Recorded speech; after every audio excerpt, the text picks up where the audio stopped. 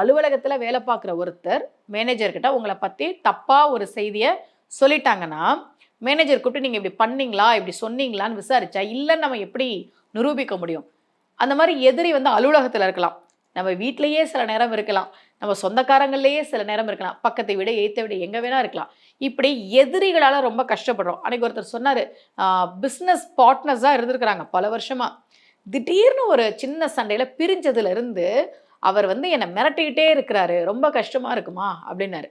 இந்த மாதிரி யாராவது நம்மளை மிரட்டும் போது, யாராவது நம்மளை அச்சுறுத்தும் போது, எதிராளியால் நம்ம கஷ்டப்படும் போது நாம் வணங்க வேண்டிய தெய்வங்கள் அப்படின்னு சில உண்டு.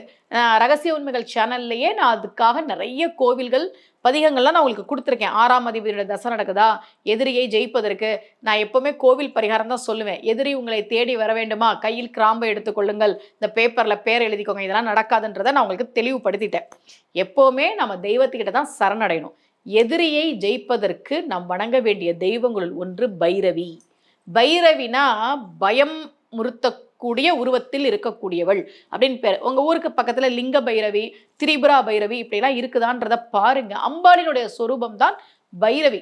பைரவியை பற்றி திருமூலர் பாடியிருக்கிறார். இந்த பைரவியை தொடர்ந்து வழிபாடு செய்கிற போது நிச்சயமாக எதெல்லாம் நம்மளை பயமுறுத்திக்கிட்டு இருக்கோ, எனக்கு அலுவலகத்தில் பிரச்சனை, வேலை போகிற மாதிரி இருக்குது, சொந்தக்காரங்க கூட பிரச்சனை, என் சொத்தெல்லாம் கைவிட்டு போகிற மாதிரி இருக்குது, பிஸ்னஸ் பார்ட்னர்ஸ்குள்ளே சண்டை, பிஸ்னஸ் எல்லாம் அவர் பக்கம் போயிடும் போல இருக்குது, இந்த மாதிரி எதெல்லாம் உங்களை அச்சுறுத்திக்கிட்டு இருக்கோ, யாரெல்லாம் உங்களை பயமுறுத்துகிறாங்களோ அவங்கக்கிட்ட இருந்து நம்மை விடுவித்து கொள்ள நாம் செய்ய வேண்டிய வழிபாடு பைரவி வழிபாடு. திரிபுரா அப்படின்னு சொல்லுவாங்க, பைரவியை திரிபுரா அப்படின்னு சொல்லுவாங்க. ரொம்ப அழகான ஒரு ஸ்லோகம் இருக்குது, பைரவி ஸ்லோகம்.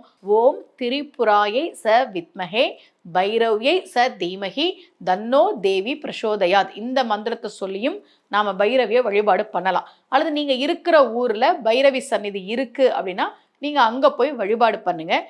எதெல்லாம் உங்களை பயமுறுத்திட்டு இருக்கோ, நான் என்ன பண்ண போகிறேன்னு தெரியலை, இதுலேருந்து எப்படி மீண்டு வரப்போகிறேன்னு தெரியலை, இந்த மாதிரி எதுவாக இருந்தாலும் நீங்கள் பைரவி வழிபாடு செய்கிற போது நிச்சயமாக உங்களுக்கு ஒரு தெளிவு கிடைக்கும், ஒரு விடுதலை கிடைக்கும் என்பது நம்பிக்கை. மீண்டும் சந்திக்கலாம். அனைவருக்கும் அன்புடன் சுமதி ஸ்ரீ.